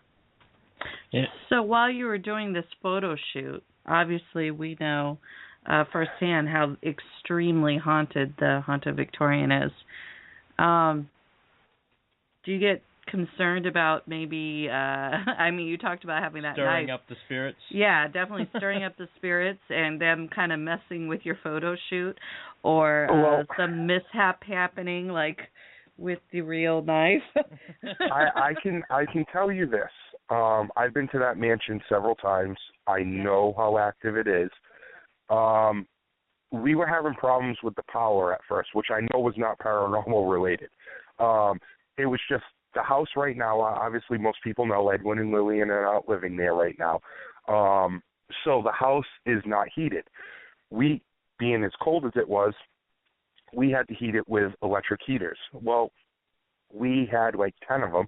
Well, it kept blowing the circuit. So eventually we were down to 3 that we could run to try and heat that whole house, which wasn't really working too well, but at least it worked at the time.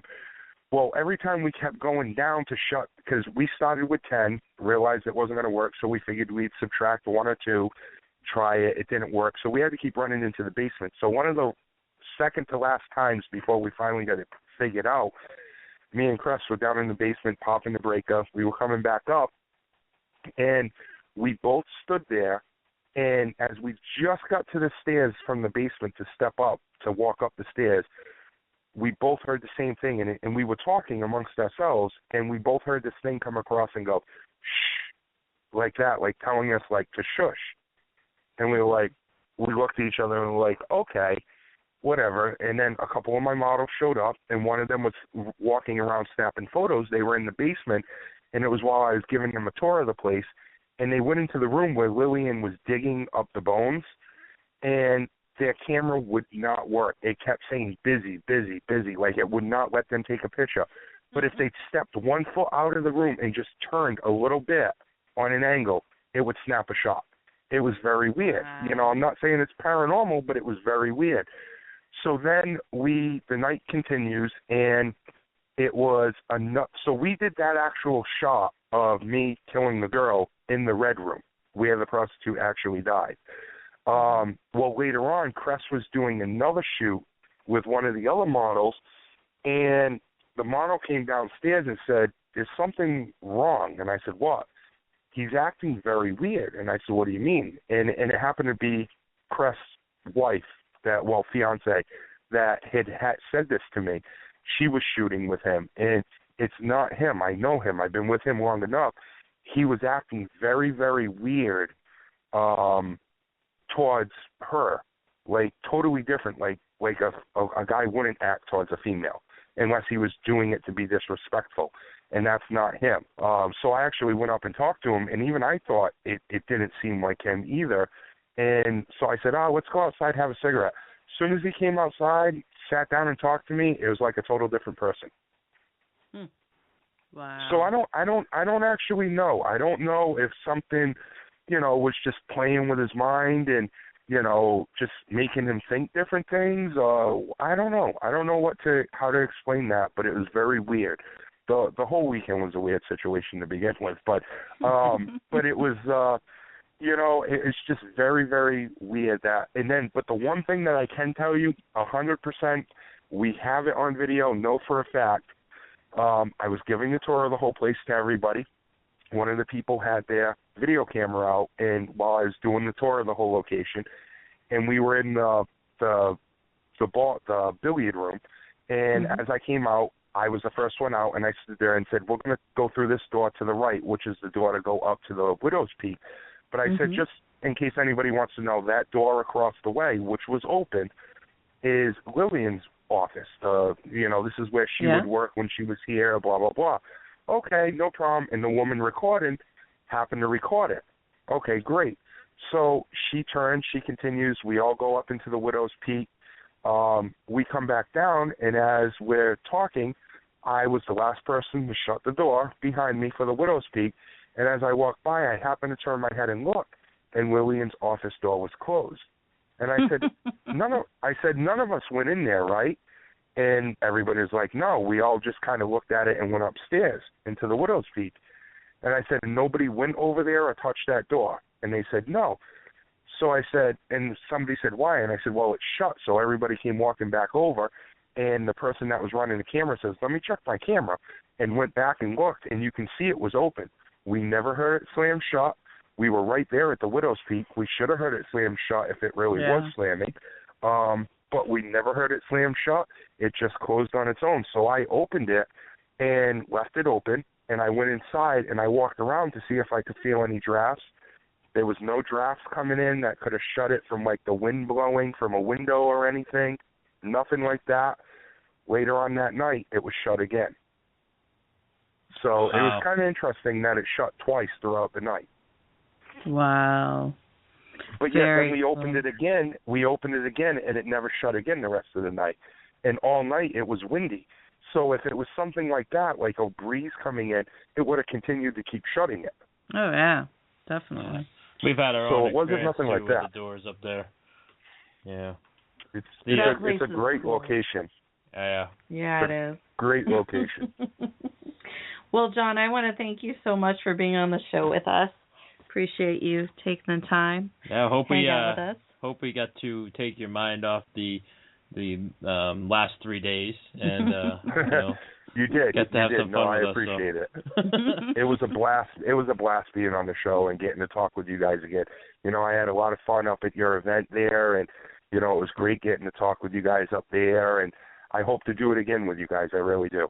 Oh, definitely, absolutely, and we appreciate you coming and joining us. That was definitely a fun night, a very long night. I don't think we got out of there until what was it? After 1 or 2? Yeah, it was late. I would say it was after.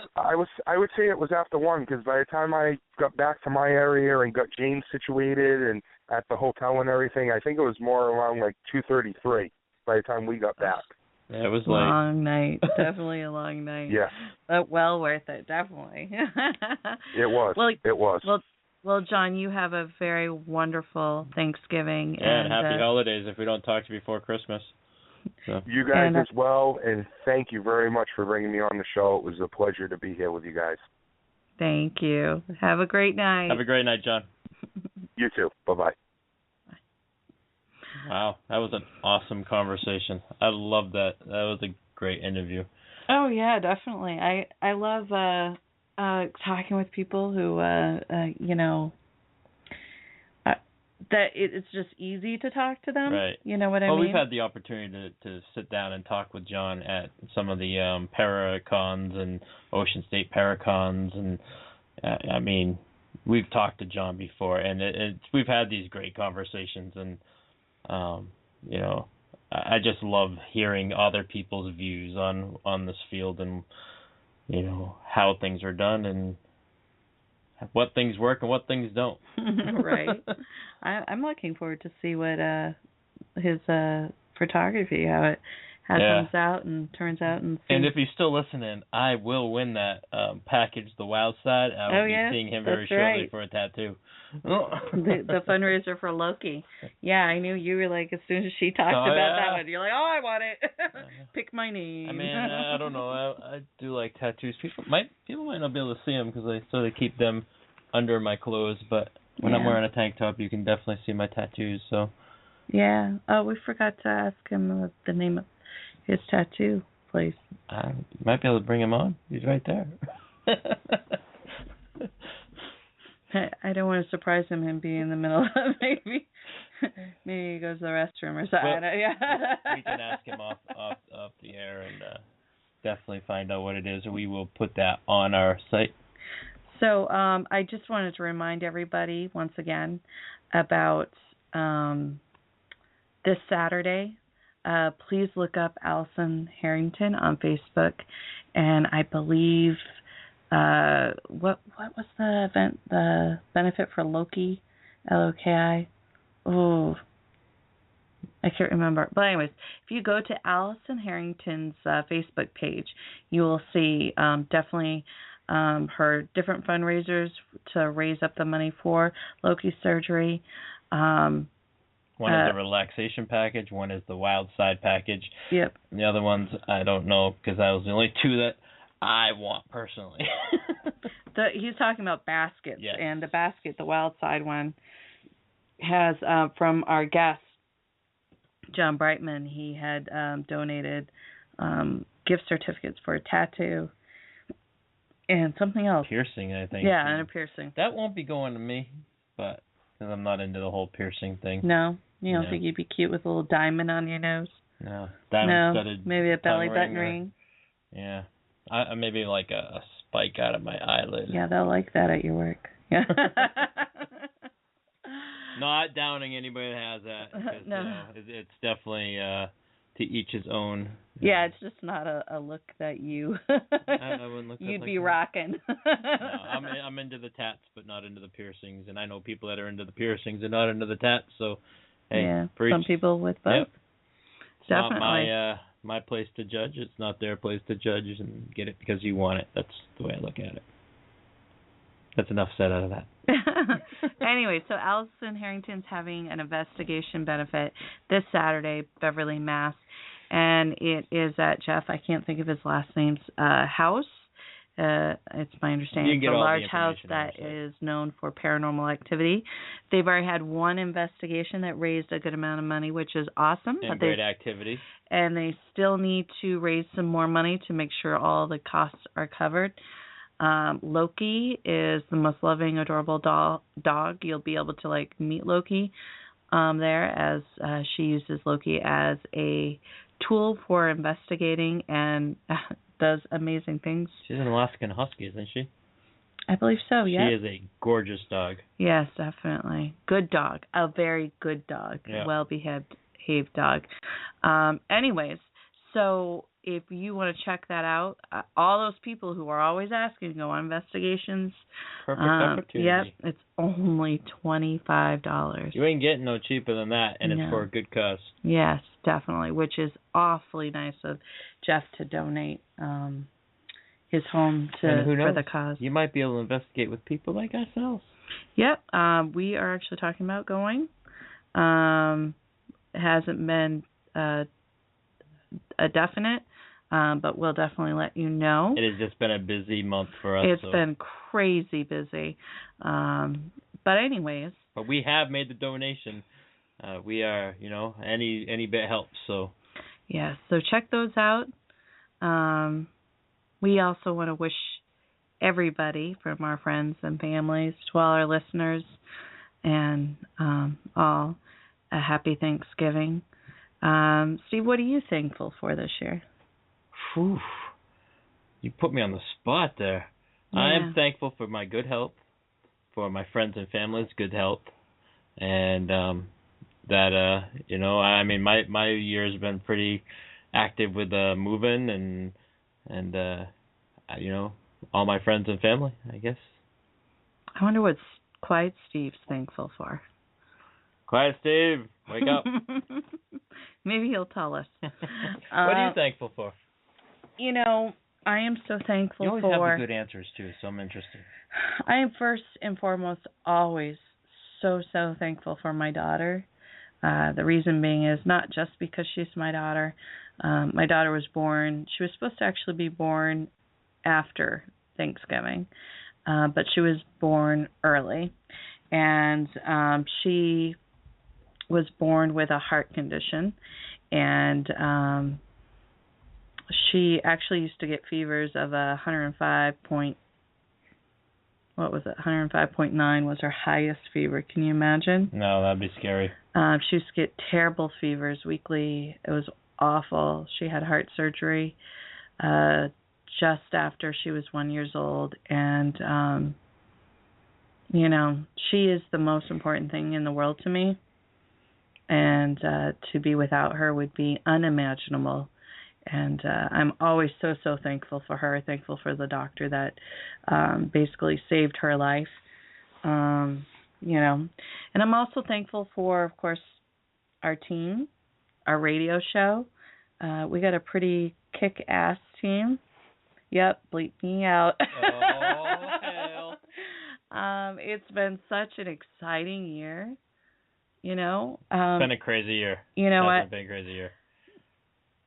I went from, you know, having a regular 9-to-5 job doing, you know, the regular stuff and, you know, nothing real exciting going on in my life to having too much going on, and thankful for it. Because, you know, when you have so much going on and you're just doing stuff instead of just sitting there waiting for stuff to happen, you are alive. Sometimes I feel bad, though, because you are always straight out.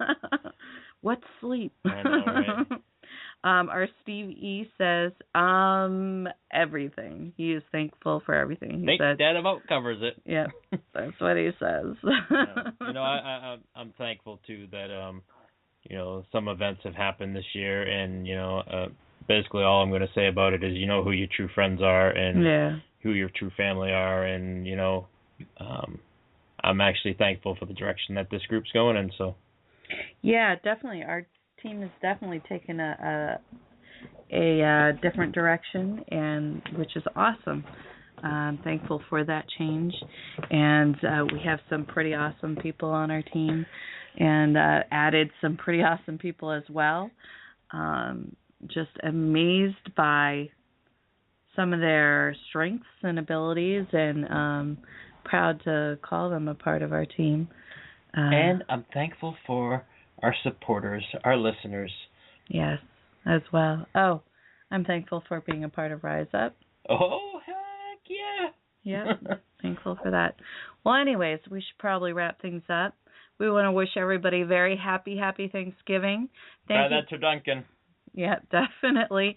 Eat lots of turkey. Throw out that diet for the day, because you know what? You want to. Diet. That's funny. Hey, and if you don't have plans, go down to your local, you know, homeless shelter or whatever, food pantry, and help out. I think that's what I'm going to do this year. So yeah, you know, going to help the less fortunate. Yeah, I've never done that, so that's awesome. I'm going to go try it. We have a couple of our people that are part of the team and associated with the team that are doing that, which I think is awesome. If you're in this area, and you know what that means by this area where we are, you can even contact us. We'll give you information on where there are a few. Yeah, definitely. Well, everybody, happy Thanksgiving. Happy Thanksgiving. And we will catch you, well, next week, next month. Woohoo! Next month? Holy. Yeah. Isn't it? Yeah, like the 2nd, I think. Go Pats. All right. We'll talk to you next week. See ya. This is the rocker, Keith Ramsey from Deep South Paranormal, and you're listening to Steve&Naomi on Into the Unknown Realm on DTM Wicked Radio.